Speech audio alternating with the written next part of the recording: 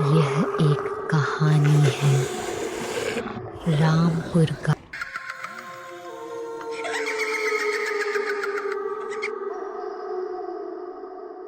जिसका नाम मनीष था।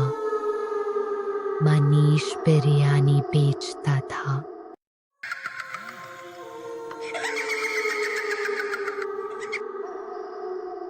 रामपुर गांव के लोग बहुत खुशहाल लोग के रहते थे। उनके गांव में ज्यादा दुकानें तो नहीं थी, लेकिन वो घर पर ही अलग अलग चीजें बनाकर खुश रहा करते थे। लेकिन कुछ ही दिनों में गांव में चावल की खेती बढ़ने लगी, जिसको देख लोग उत्साहित हो गए। जहाँ देखो सिर्फ चावल चावल नजर आ रहा है। अब इतना चावल का क्या करेंगे? कितना चावल खाए? चावल खा खाकर दिमाग खराब हो गया है। समझ नहीं आ रहा है, ना फेंक सकते हैं, ना कुछ खरीद सकते हैं। हाँ, चावल खा खा खाकर दिमाग तो खराब तो हो गया है। जिसके यहाँ भी जाओ बस चावल ही चावल बनती है, कहीं कुछ और मिल ही नहीं पा रहा है। सबके सब चावल के खेत से बहुत परेशान थे। शुरुआत में सबको बहुत अच्छा लगता था, लेकिन धीरे धीरे सबका मन भरने लगा था। आखिर रोज कौन कौन चावल खाए? लेकिन एक दिन गांव में रहने वाला मनीष अपने घर के बाहर बैठा। अरे वाह, एक पीस बनाई है, इसको खाकर तो कोई भी बिरयानी का दीवाना हो जाएगा। अच्छा, क्या बात कर रहा है? क्या बना तूने चावल का? अरे हमें भी तो खिला। अरे बावड़े, खाकर तो देख, मजा आ जाएगा। जब मनीष का बनाया हुआ बिरयानी महेश ने खाया तो उसे बहुत अच्छा लगता है। इतना स्वादिष्ट बिरयानी, जो खाने में स्वादिष्ट है और सेहत के लिए भी अच्छा है। यह बात गांव में फैल गई।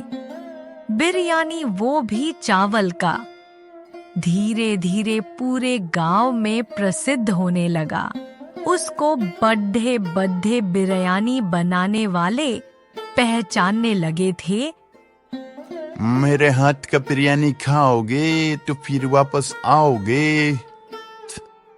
इतना अच्छा बिरयानी बनाऊं कोई दिन भर खा सके है। आकर देखो फिर कहना। मनीष की बात तो सही थी, क्योंकि वो इतना अच्छा बिरयानी बनाता था कि सब उसके बिरयानी के दीवाना हो चुके थे। लेकिन उसी गांव में, जिसका नाम नीरज था, नीरज को मनीष की प्रसिद्धि अच्छा नहीं लगता था। नीरज ने एक दिन देखा कि मनीष बिरयानी कैसे बनाता है। अगले ही दिन नीरज ने मनीष की जान ले ली।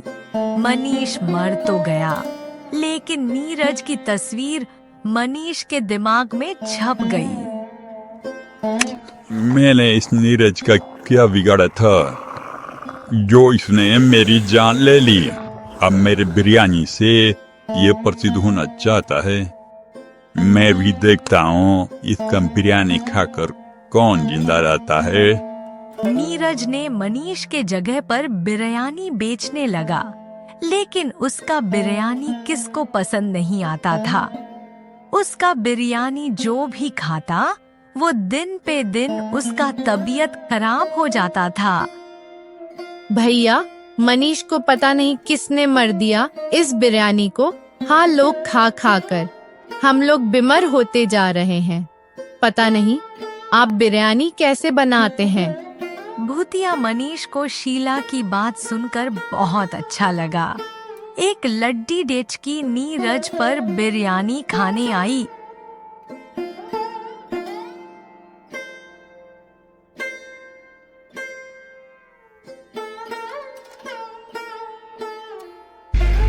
शिल्पा दीदी, आपको भी मेरी याद नहीं आई?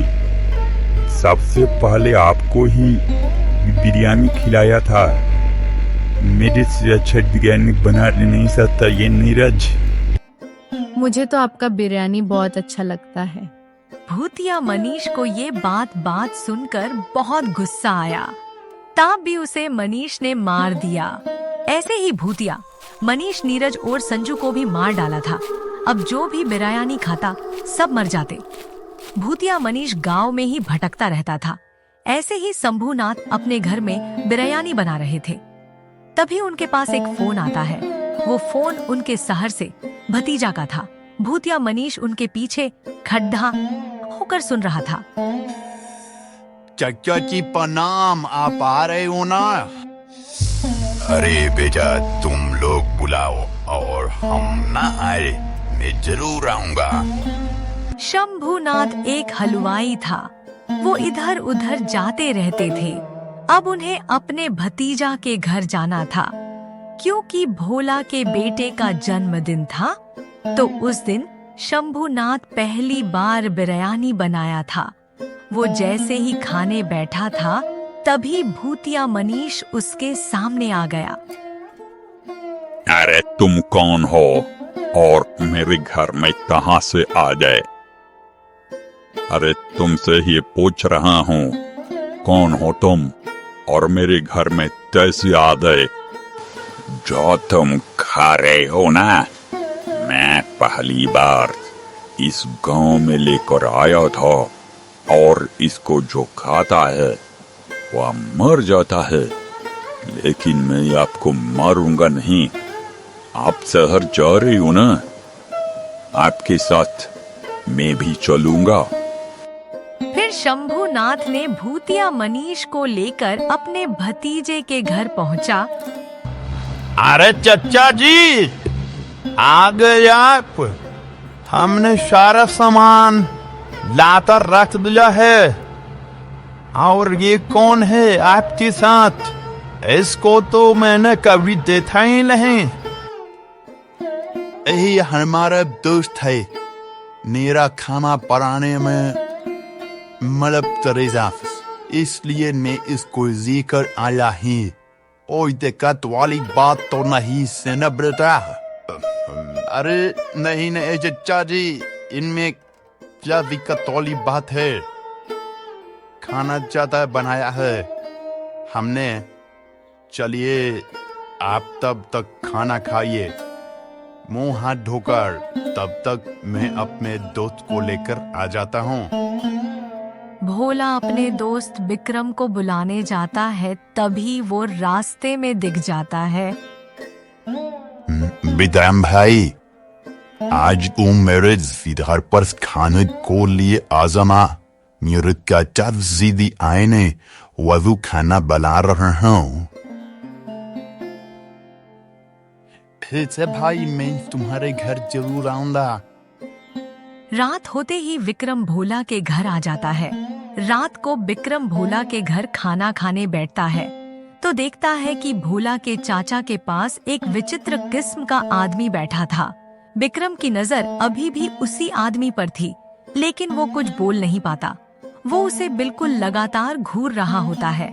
विक्रम हिम्मत करके पूछ ही लेता है, यार भोला, ये तुम्हारे चाचा जी के साथ कौन लाए खाना?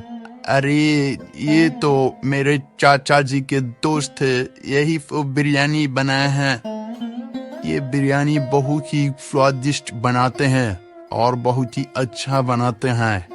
विक्रम को समझ नहीं आ रहा था कि वो खाना खाए या ना खाए। उसे वहाँ अच्छा महसूस ही नहीं हो रहा था। चाचा जी ऐसे लग रहे थे जैसे कोई सदमे में डूबे हुए हैं। वो कुछ बोल भी नहीं रहे थे। विक्रम को और भी डर लगाने लगा। विक्रम डरते डरते बिरयानी तो खाया और बिरयानी खाकर सीधे भोला के चाचा के पास चला गया, तो चाचा जी सो रहे थे। विक्रम चाचा जी को जगाने का बहुत कोशिश करता है, लेकिन वो नहीं जग रहे थे। तभी चाचा का दोस्त आया।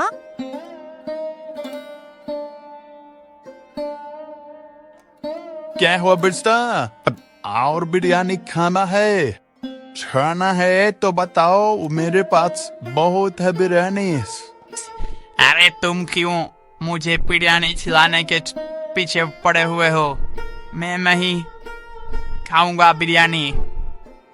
तुम मुझे मारना चाहते हो बिरयानी खिलाकर, लेकिन मैंने तुम्हारा क्या बिगाड़ा है? ना मामा, मेरा किसी ने कुछ नहीं बिगाड़ा। मैं तो बस फेमस होना चाहता था, अपने बिरयानी के जरिए शहर आना चाहता था। जब तक सुना शंभुनाथ शहर आ रहे हैं, उनके ही साथ आ गया। हालांकि ये अभी मेरे बस में है। जिस तरीके से तुम लोगों ने मेरा बिरयानी खाया, मुझे लगा कि मेरी बिरयानी तुम लोगों की अच्छी लगी।